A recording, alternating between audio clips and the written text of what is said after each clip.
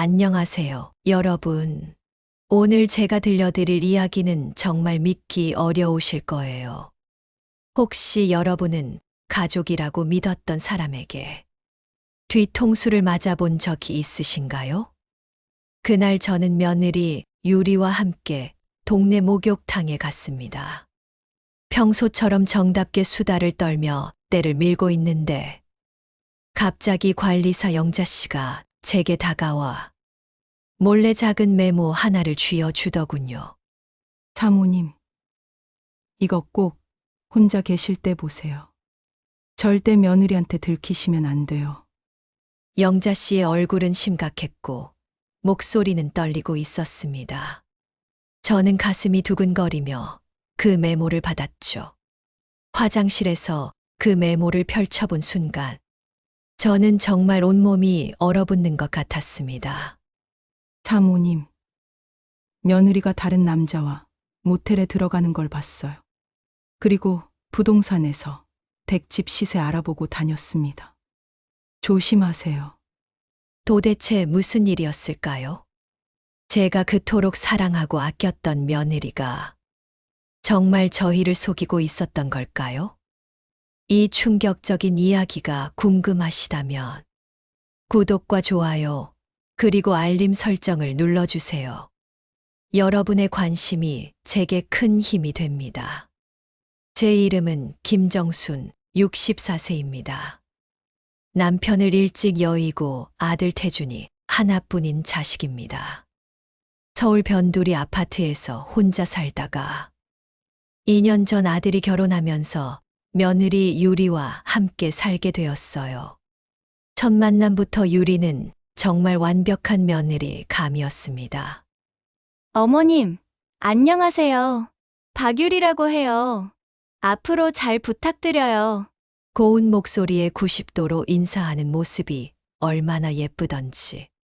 키도 크고 얼굴도 예쁜데다 성격까지 순하고 예의 발랐어. 저는 하늘에서 며느리가 뚝 떨어진 줄 알았어요. 결혼 후에도 유리는 정말 잘해줬습니다.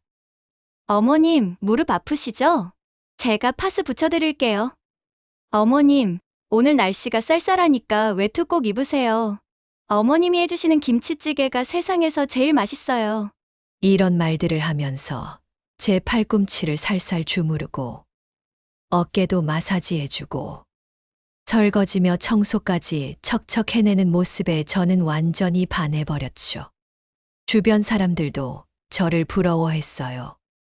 언니, 며느리 정말 잘 봤네. 요즘 그런 며느리 어디서 찾아? 우리 며느리랑 바꿀까? 이런 농담까지 들을 정도였으니까요. 특히 일주일에 2번씩 함께 가는 동네 목욕탕 시간이 제일 좋았어요. 유리는 제 등도 밀어주고 머리도 감겨주면서 친딸처럼 다정하게 굴었거든요. 어머님, 피부가 정말 좋으세요. 저도 나중에 어머님처럼 예쁘게 늙고 싶어요.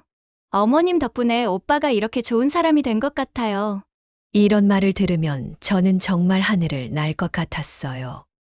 하지만 3개월쯤 지났을 때부터 뭔가 미묘한 변화가 생기기 시작했습니다.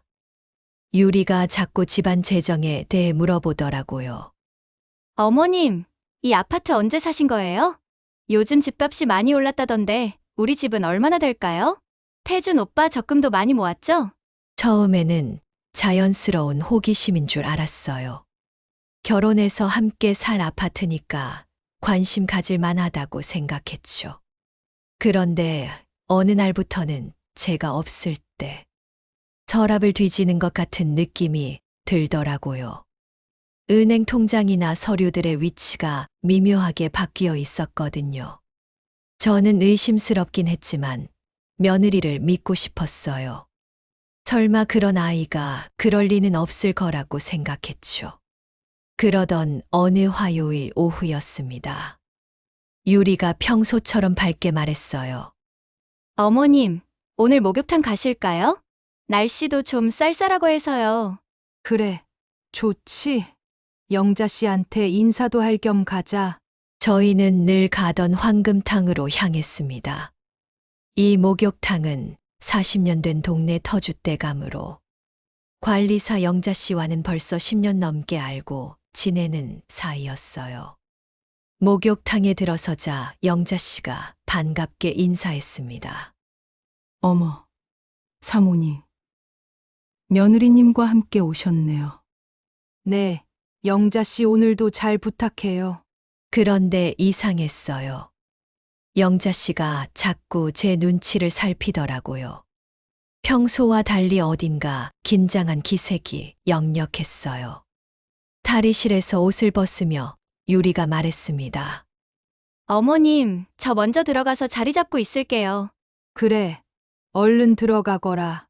유리가 먼저 탕 안으로 들어간 사이 영자 씨가 조심스럽게 제게 다가왔어요. 사모님. 잠깐만요. 영자 씨의 목소리가 평소와 달리 심각했습니다. 왜 그래요, 영자 씨?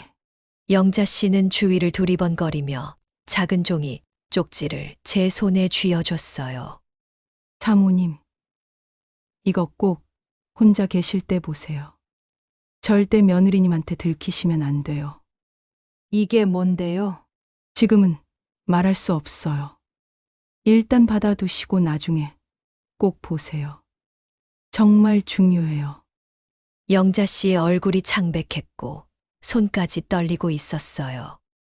저는 가슴이 두근거리며 그 쪽지를 수건 사이에 숨겼습니다. 탕 안으로 들어가자 유리가 활짝 웃으며 손을 흔들었어요. 어머님, 여기 물이 딱 좋아요. 하지만 저는 주머니 속 쪽지 때문에 제대로 집중할 수가 없었어요. 도대체 영자 씨가 왜 그렇게 심각한 표정으로 쪽지를 건넨 걸까요? 어머님, 괜찮으세요? 얼굴이 좀 안 좋아 보이는데. 유리가 걱정스럽게 물었습니다. 아니야, 그냥 좀 더워서 그래. 그럼 미지근한 물에서 쉬실래요? 평소 같으면 유리의 이런 세심한 배려가 고마웠을 텐데 오늘은 왠지 모르게 어색했어요. 등을 밀어주는 동안에도 저는 계속 쪽지 생각만 났습니다.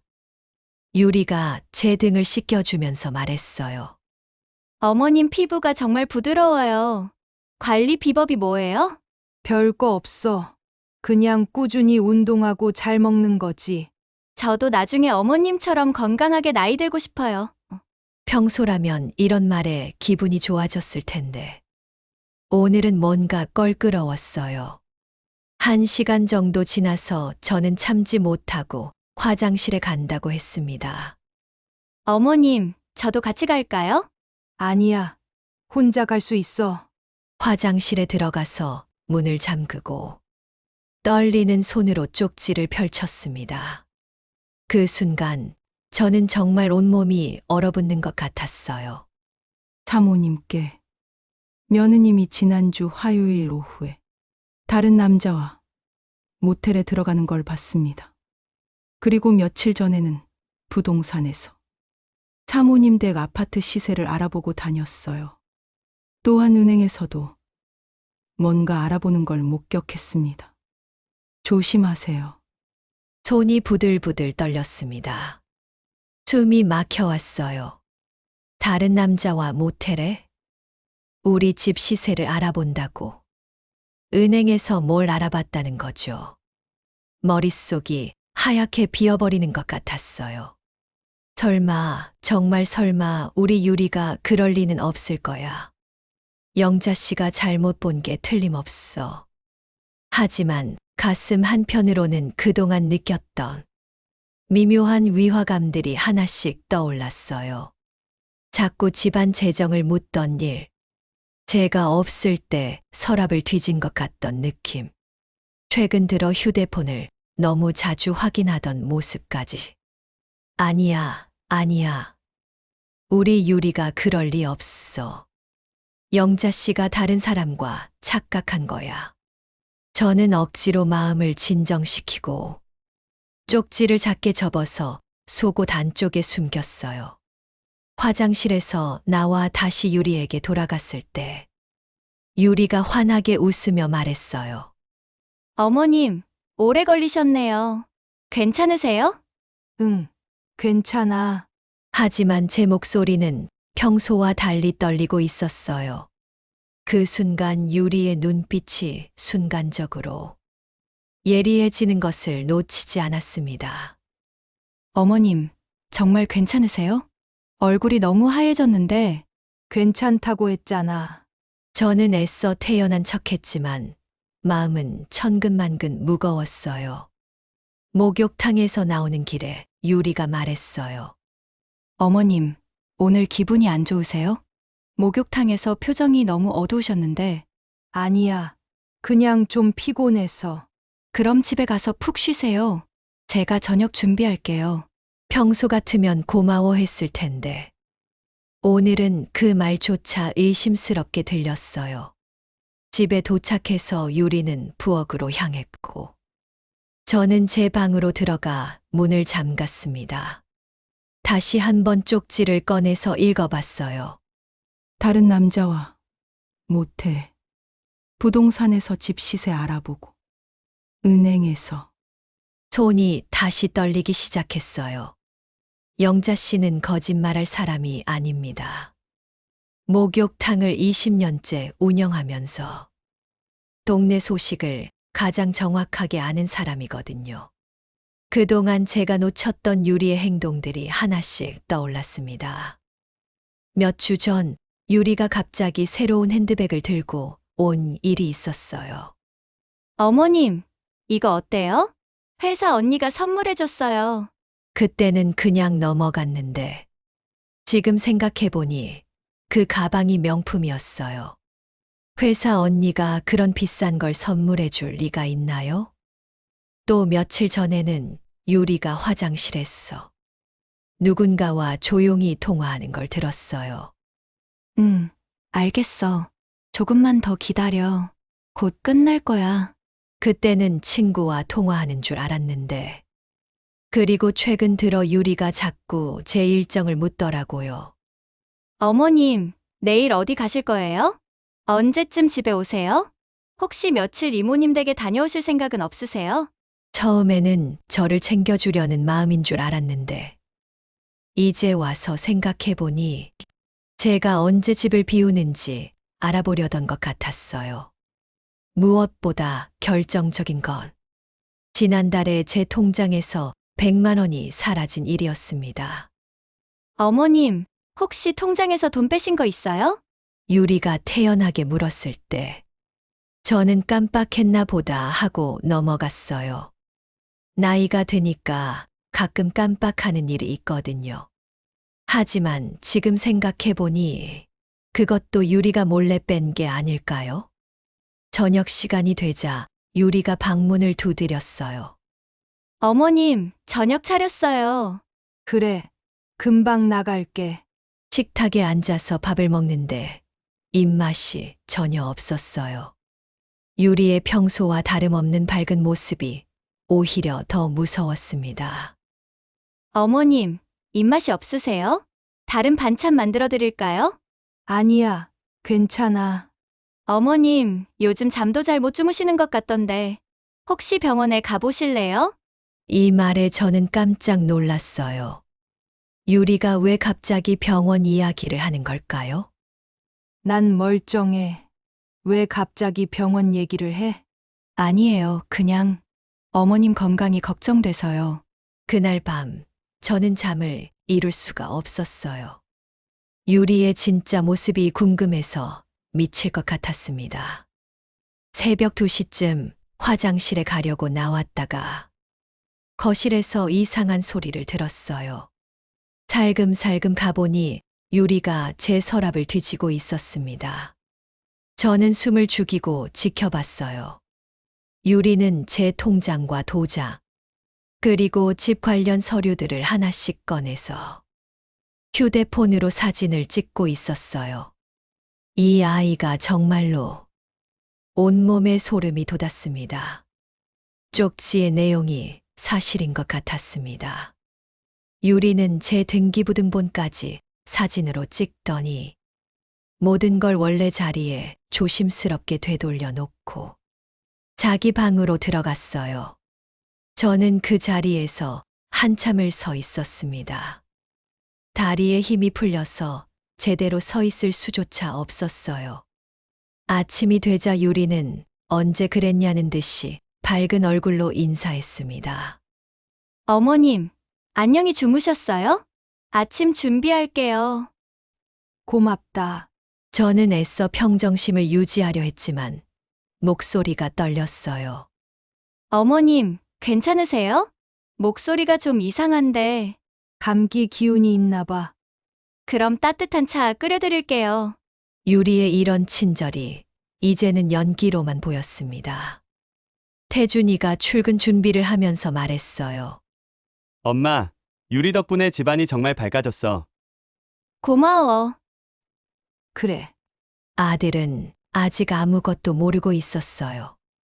이 사실을 말해야 할까, 말아야 할까 고민됐습니다. 아들이 출근하고 유리도 회사에 간 후, 저는 혼자 앉아서 생각에 잠겼어요. 영자 씨가 본다는 남자는 누구일까요? 유리가 부동산과 은행에서 알아본 것들은 무엇일까요? 그리고 가장 중요한 건 유리의 진짜 목적이 무엇인지 알아내는 것이었습니다. 저는 더 이상 가만히 있을 수 없었어요. 직접 진실을 파헤쳐야겠다고 결심했습니다. 다음 날 오전 유리가 출근한 후 저는 바로 황금탕으로 향했습니다. 영자 씨는 저를 보자마자 놀란 표정을 지었어요.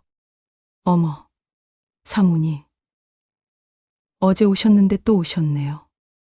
영자 씨, 어제 주신 그 메모 때문에 왔어요. 자세한 얘기 좀 들을 수 있을까요? 영자 씨는 주위를 살피더니 저를 구석진 휴게실로 데려갔습니다. 사모님, 정말 미안해요. 그런 얘기를 해드려야 할지 며칠 동안 고민했거든요. 괜찮아요. 오히려 고마워요. 자세히 말해주세요. 영자 씨가 깊은 한숨을 쉬며 입을 열었어요. 지난주 화요일이었어요.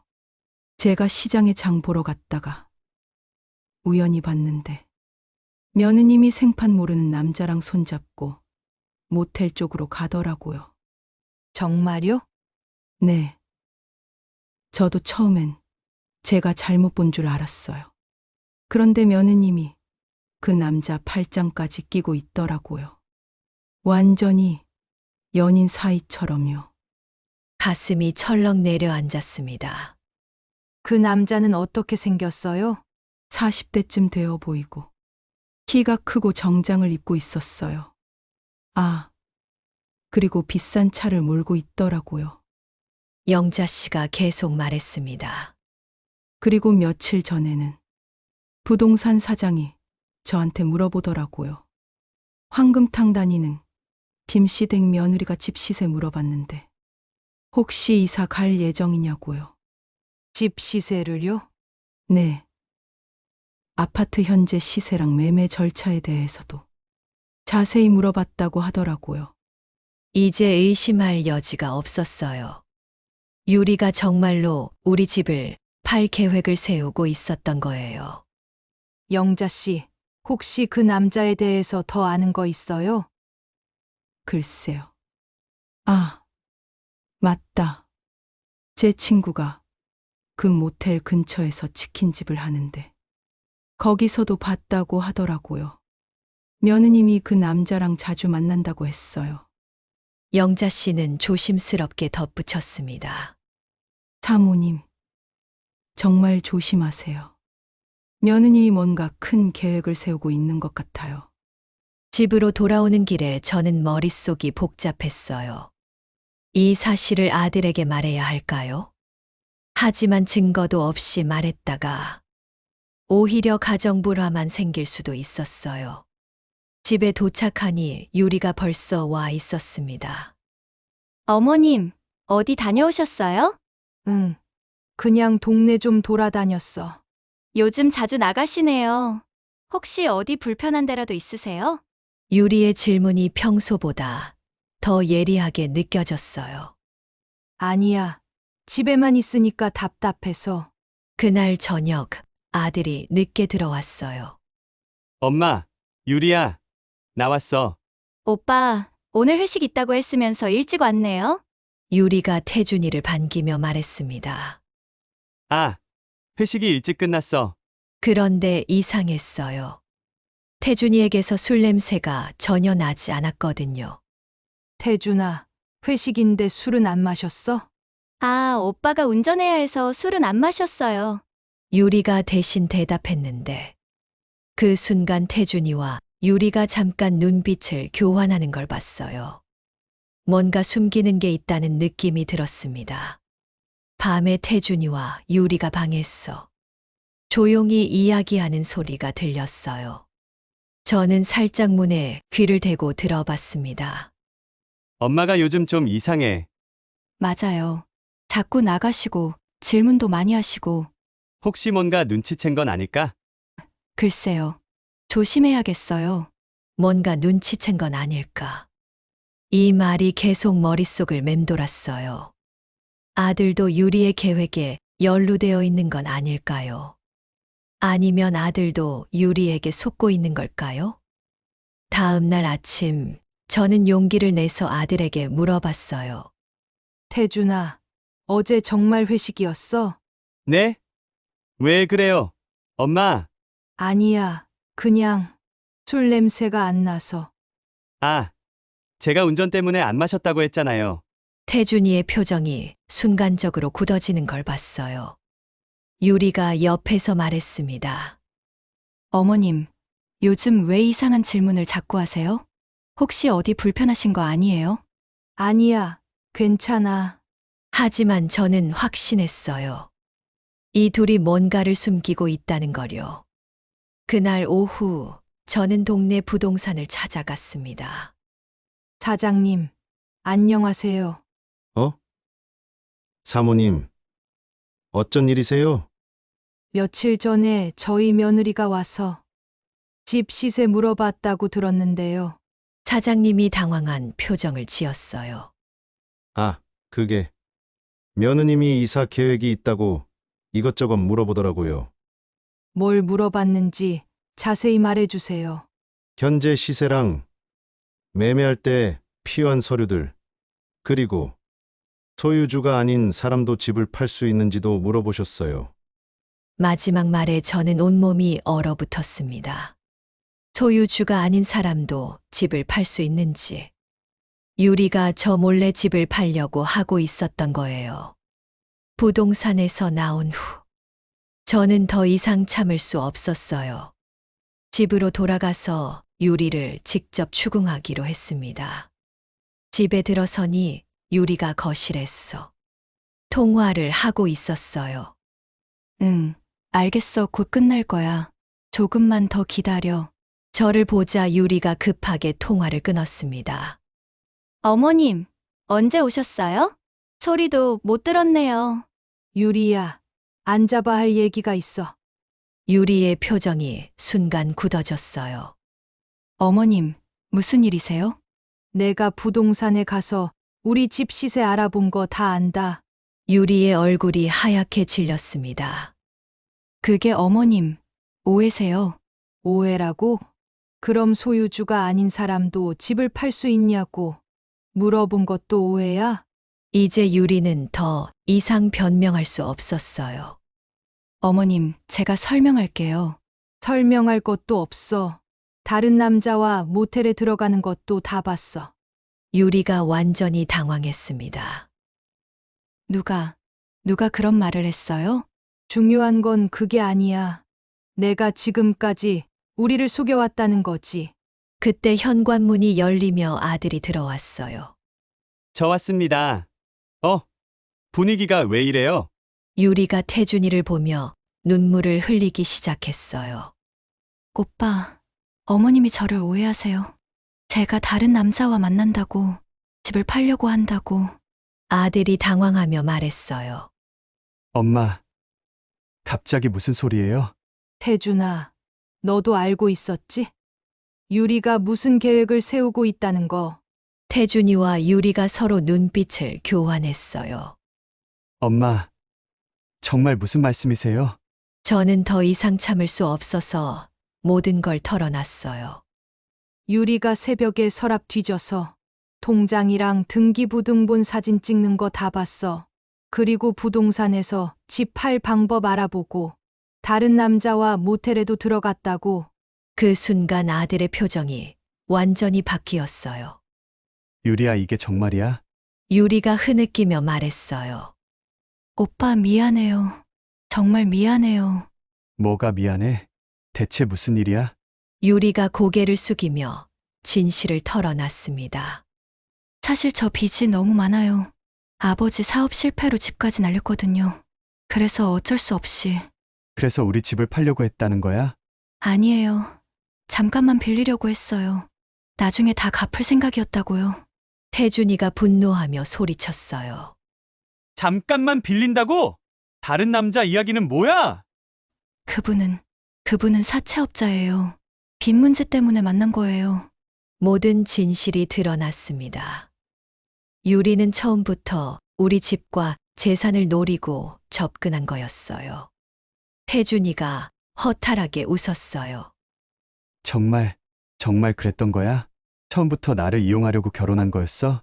아니에요, 오빠. 처음엔 정말 사랑했어요. 하지만 빚 때문에 어쩔 수 없이. 닥쳐! 더 이상 듣고 싶지 않아! 태준이가 유리에게 소리치며 말했어요. 당장 짐 싸서 나가! 이혼 서류는 내일 준비할게. 오빠, 제발 한 번만 용서해 주세요. 용서? 엄마도 속이며 집까지 팔려고 했는데 저는 그동안 속았던 분노와 배신감에 떨렸지만 동시에 태준이가 제 편에 서주는 게 고마웠어요. 결국 유리는 그날 밤 짐을 싸서 집을 나갔습니다. 며칠 후 유리의 과거를 더 자세히 알아보니 정말 충격적이었어요. 이전에도 다른 남자들을 속여서 돈을 빼돌린 전과가 여러 번 있었던 거예요.